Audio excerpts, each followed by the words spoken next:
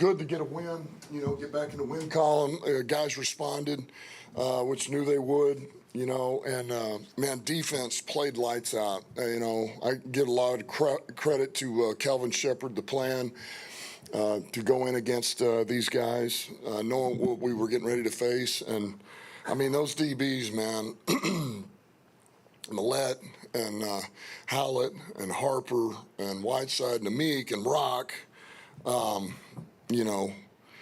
Strickland had to come in and play a little bit. Flowers, I just thought those guys, Jim O'Neill, Deshae Townsend had those guys ready to go, and I think they competed, they challenged, and man, our front came alive. The backers played really big for us, those three in the middle, and so it was just an outstanding defensive performance. Offensively, there's things that certainly we know can be done better, and we'll need to do better, but at the end of the day, when we needed points, we found points, and we'll clean up the rest, but it's a good team win. I was hoping we were going to get Leaf going in special teams. This guy, he hangs him up there a little bit. We just couldn't buy enough time to get him. Anyway, listen, it's good to get back in the win column. That's a good team. All right, they're going to be in it, just like they are every year, and so that's a good win. You challenge and you compete, and we will help you, and the guys around you will help you, and we'll play with 3 units. But I love the fact the game did not feel too big for some of those guys. It's Harper's first start, really Hallett's first start, and I thought it wasn't too big for them. They got in there and competed, and that's great. That's a great sign. We did some things. We put Amik on an island a little bit, and I thought he really answered the bell. We put our linebackers on the island a little bit, answered the bell, but, I was proud of all those guys. I mean, it was really good, really good. Dan, you said it's good to get back in the win column. You haven't lost 2 straight games in 3 years, especially when you bounce back. It seems like you bounce back after high-profile losses. What do you attribute to not having a losing streak in 3 years, and especially bouncing back from big losses? Well, I hate when you guys ask that, because it's like the kiss of death is coming. Yeah. Listen, we got a special group. We got a special group of coaches and players. And I just think they're competitive. They want to win.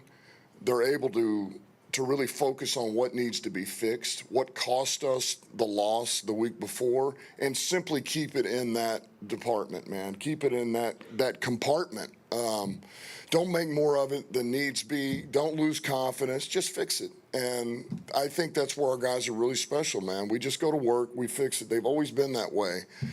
And then the lights come on, man, and guys show up. St. Brown showed up. Josh showed up. That defense showed up. Hutch, Mac. It's great to get Mac back. Wow. Jack Campbell. I mean, our guys show up. So it's good to win. In the game, you didn't take advantage of every opportunity on offense. How big was it to have Gibbs as such a difference maker? It's huge. And you felt like this was coming. You felt like that this has been building, and as he gets in better shape and starts getting his feet under him, starts getting a feel of it, starts breaking some tackles, you just feel like every week it's gotten closer and closer. And tonight was the night where he busted one of these out of there, and there'll be no looking back. I mean, I think he's just going to continue to do this. So our O-line did a good job, in areas of getting into the second level. Certainly we got to continue to improve there, but man, that's all you got to do. If you can get him to the second level, he'll do the rest. And we're fortunate because our O-line can open some holes in, and we have receivers that block. So the rest is up to him one-on-one with the safety. Dan, you said you knew your guys would respond. How could you know that? We don't even know their name, as most people. Most fans don't even know who they are. Why were you so confident you had the right guys to throw in there? Well, when I'm saying that, I'm talking about our team. They're part of it. About the defensive backs in the secondary.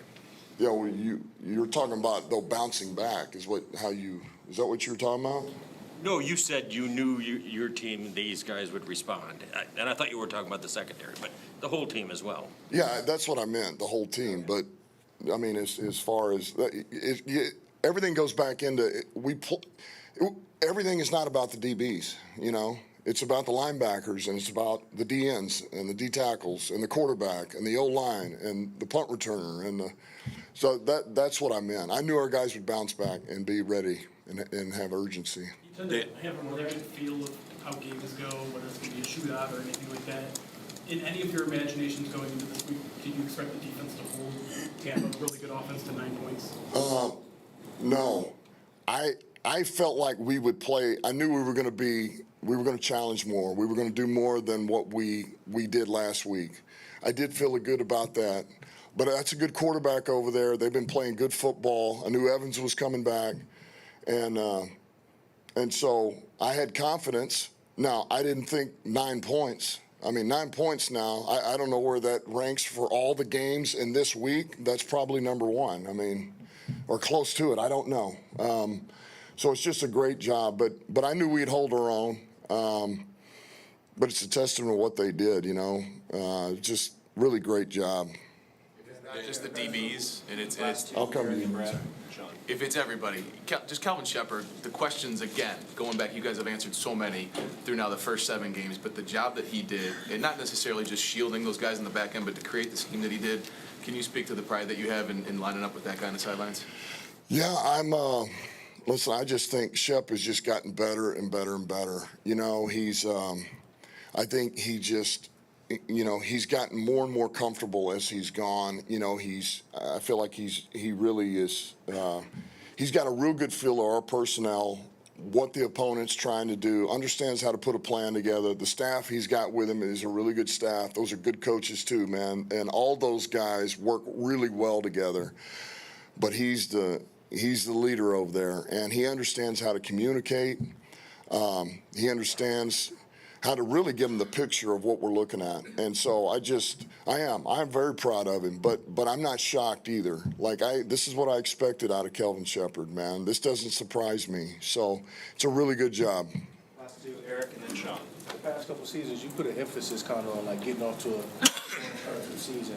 How do you balance that now going into a bye week, and like unplugging a little bit, but also keeping that momentum? Which how have you learned, like as a coach, to carry that momentum coming off the bye? How you guys start? Man, it just focus on the moment you're in. Like, hey, man, you got this. We're gonna clean it up, and you're about to get 5 days off. You know, so give us all you got. Cut it loose, which our guys do every game, but.